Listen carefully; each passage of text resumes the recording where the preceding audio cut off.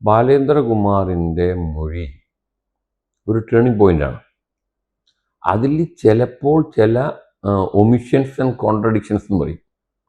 അത് വലിയ കാര്യമാക്കി എടുക്കേണ്ടതില്ല എന്ന് എത്രയോ കേസിൽ പറഞ്ഞിട്ടുണ്ട്. കാരണം പച്ച കള്ളമാണെന്ന് ഈ തെളിവുകൾ ഒരു തവണ വായിച്ചു നോക്കുമ്പോൾ നമുക്ക് മനസ്സിലാവില്ല.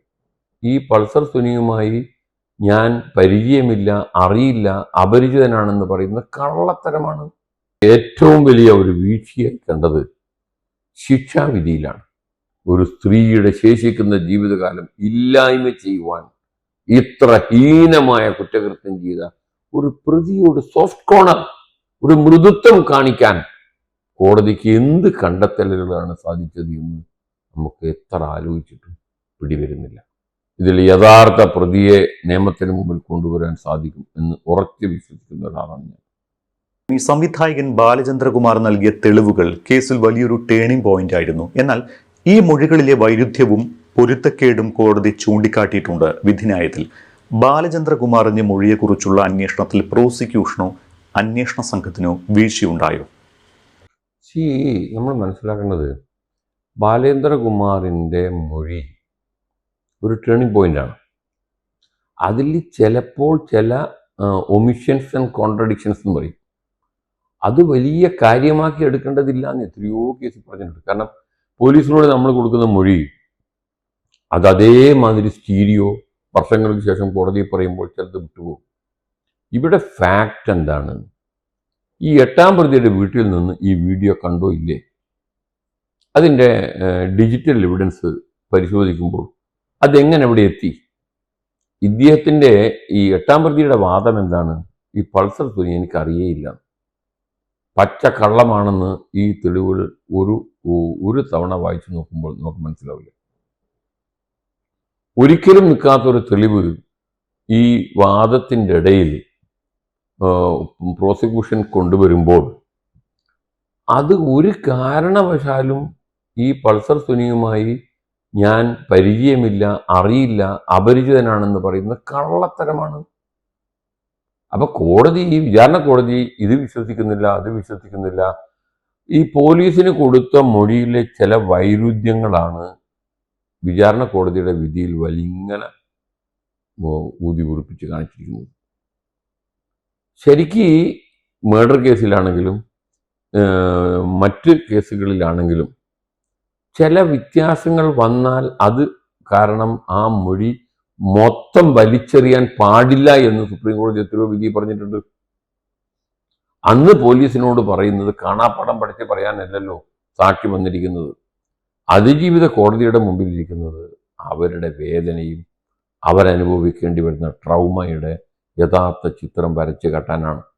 അന്ന് പോലീസിനോട് വിട്ടുപോയ ഏതെങ്കിലും വരി കൂടുതൽ കോടതി പറഞ്ഞു പോയിട്ടുണ്ടെങ്കിൽ അത് കാരണം അവരുടെ മൊഴി മൊത്തം എടുത്ത് ചാടി കളഞ്ഞു, അത് വിശ്വസിക്കാൻ പറ്റില്ല, അത് കള്ളത്തരമാണ് എന്നുള്ള നിഗമനത്തിൽ എത്തിയ കീഴ്ക്കോടതി വിധി നിയമപരമായി ഒരിക്കലും സ്വീകാര്യമല്ല. ഈ കുറ്റകൃത്യത്തിന് മതിയായ ശിക്ഷ കിട്ടിയിട്ടില്ല എന്ന് താങ്കൾ പറഞ്ഞിരുന്നു. അങ്ങനെയാണെങ്കിൽ ഈ വിധിക്കെതിരെയും അപ്പീൽ പോകാനുള്ള സാധ്യതയുണ്ടോ? കുറ്റക്കാരായ പ്രതികൾക്ക് കൂടുതൽ ശിക്ഷ ലഭിക്കുമോ? അപ്പീൽ പോയിട്ടുണ്ട്.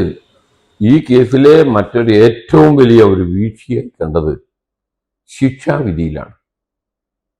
ശിക്ഷാവിധിയിൽ 2013 മുമ്പ് ഇന്ത്യൻ പീനൽ കോഡിൽ ബലാത്സംഗത്തിനും കുറ്റബലാത്സംഗത്തിനെല്ലാം ചുമത്തിയിരുന്ന പരമാവധി ശിക്ഷ 10 വർഷവും ചുരുങ്ങിയ ശിക്ഷ 7 വർഷമായിരുന്നു. 7 വർഷം തന്നെ ചിലപ്പോൾ വേണമെങ്കിൽ ചുരുക്കാം, അതിനെയും കുറയാം. പക്ഷേ 2013 ഡൽഹി നിർഭയ സംഭവത്തിന് ശേഷം അന്നത്തെ സുപ്രീം കോടതി ചീഫ് ജസ്റ്റിസ് ആയിരുന്ന JS വർമ്മ ചെയർമാനായ കമ്മിറ്റിയുടെ പഠന റിപ്പോർട്ടിൻ്റെ അടിസ്ഥാനത്തിൽ ഇന്ത്യൻ പീനൽ കോഡിൽ സ്ത്രീ സുരക്ഷ ലക്ഷ്യം വെച്ചുകൊണ്ട് സമഗ്രമായി ഭേദഗതി ചെയ്തു. അതിൽ പറഞ്ഞിരിക്കുന്നത് കൂട്ടബലാത്സംഗത്തിന് 376D വകുപ്പ് അനുസരിച്ച് മിനിമം ഏറ്റവും ചുരുങ്ങിയ ശിക്ഷ 20 കൊല്ലവും പരമാവധി ജീവപര്യന്തമാണ്. ജീവപര്യന്തം എന്ന് പറഞ്ഞാൽ കൊലക്കേസിനേക്കാളും കൂടുതൽ കഠിനമായ ജീവപര്യന്തമാണ്. അതായത് സാധാരണ ജീവപര്യന്തം 14 കൊല്ലം കൊണ്ട് അത് ഒഴിഞ്ഞു പോകും. ഇത് ശേഷിക്കുന്ന ജീവപര്യന്തം എന്ന് പറഞ്ഞാൽ ശേഷിക്കുന്ന ജീവിതകാലം മനുഷ്യായുസ് മുഴുവനും ജയിലിലായിരിക്കും എന്ന് പ്രത്യേകം ആ വകുപ്പിൽ എഴുതി വെച്ചിരിക്കുകയാണ്. അപ്പം state of Punjab versus Gurmeet Singh എന്ന് പറഞ്ഞ കേസിൽ സുപ്രീം കോടതി പറഞ്ഞു, ചില കേസുകളിൽ ബലാത്സംഗം കൊലപാതകത്തെക്കാളും ഹീനമായ കുറ്റകൃത്യമാണ്. മാത്രമല്ല, ഒരു അതിജീവിത പരസ്യമായി എന്നെ ബലാത്സംഗം ചെയ്യപ്പെട്ടു എന്ന് പറയുന്നുണ്ടെങ്കിൽ അവർക്കറിയാം അവരെ ശേഷിക്കുന്ന ജീവിതകാലം മുഴുവനും നഷ്ടപ്പെട്ടു എന്ന നിലയിലാണ്. അവർ ഒരു ജീവച്ഛവമായി ജീവിക്കേണ്ടി വരും. അതുകൊണ്ട് അവർ പറയുന്ന മൊഴിയെ ഒരിക്കലും നമ്മൾ അവിശ്വസിക്കരുത് എന്നാണ് സുപ്രീം കോടതിയുടെ വിധി. അപ്പൊ ഈ കേസിൽ ഒന്നാം പ്രതിയുടെ കാര്യം എടുക്കാം. ഒന്നാം പ്രതി ഇതുപോലെ സ്ത്രീയെ തട്ടിക്കൊണ്ടുപോയ മറ്റൊരു കേസിൽ ശിക്ഷ അനുഭവിച്ച ആളാണ്. നിരവധി കേസിൽ പ്രതിയാണ് അയാൾ. അദ്ദേഹത്തിന് ഒരു സാധാരണ റേപ്പ് കേസിൽ കൊടുക്കേണ്ട 20 വർഷം കൊടുക്കാനുള്ള കാരണം എന്താണ്? അദ്ദേഹത്തിന് സാധാരണഗതിയിൽ പരമാവധി നിയമത്തിൽ പറഞ്ഞ ശിക്ഷ കൊടുക്കാതിരിക്കാൻ കോടതിയുടെ കണ്ടെത്തലുകൾ എന്താണ്? തികച്ചും നിയമപരമായി നിൽക്കാത്തതാണ്. 8-ാം പ്രതിയെ വെറുതെ വിട്ട വേറെ വിഷയം. ശിക്ഷ നൽകുന്ന കാര്യത്തിൽ കോടതി യാതൊരു കാരണം ഇതുപോലുള്ള ക്രൈം എന്ന് പറയുന്നത് ക്രൈം അഗെയിൻസ്റ്റ് സൊസൈറ്റിയാണ്. ഒരു വ്യക്തിയുടെ പണം തട്ടിപ്പറിക്കുക, വ്യക്തിയുടെ തല്ലുക എന്നതെല്ലാം പറയുന്നത് നമുക്ക് മനസ്സിലാക്കാം. This is A heinous crime against society at large. അപ്പൊ ശിക്ഷ എന്തിനാണ്? ശിക്ഷ സമൂഹത്തിന് നാളെ ഒരു സുരക്ഷിതത്വം, കോടതി വിധിയോടുകൂടി ഇതുപോലെ കുറ്റകൃത്യം നാളെ ആരെങ്കിലും ചെയ്താൽ അവരുടെ ശേഷിക്കുന്ന ജീവിതകാലം മുഴുവൻ ജയിലിലാണ് എന്നൊരു സന്ദേശം കൊടുത്താൽ മാത്രമേ സമൂഹത്തിന് ഒന്നടങ്കം ഒരു സുരക്ഷിതത്വം ഉറപ്പുവരുത്താൻ കഴിയുകയുള്ളൂ. നമ്മുടെ കോടതിയുടെ വിധിന്യായം കൊണ്ട് ഉദ്ദേശിക്കുന്നത് അതാണ്. ഇത്ര ഹീനമായ ഒരു കുറ്റകൃത്യം, ഒരു കൂട്ടബലാത്സംഗം, അതിൽ തന്നെ സുപ്രീം കോടതി പറഞ്ഞിട്ടുണ്ട്, വിക്ടിമിന്റെ അതിജീവിതയുടെ നിസ്സഹായ അവസ്ഥ കുറ്റകൃത്യം നടന്ന അവസരത്തിൽ അത് ശിക്ഷ നൽകുന്ന കാര്യത്തിൽ ഒരു പരിഗണനാ വിഷയമാണ്. കേസിന്റെ കാഠിന്യം, അസാധാരണത്തിൽ അസാധാരണം.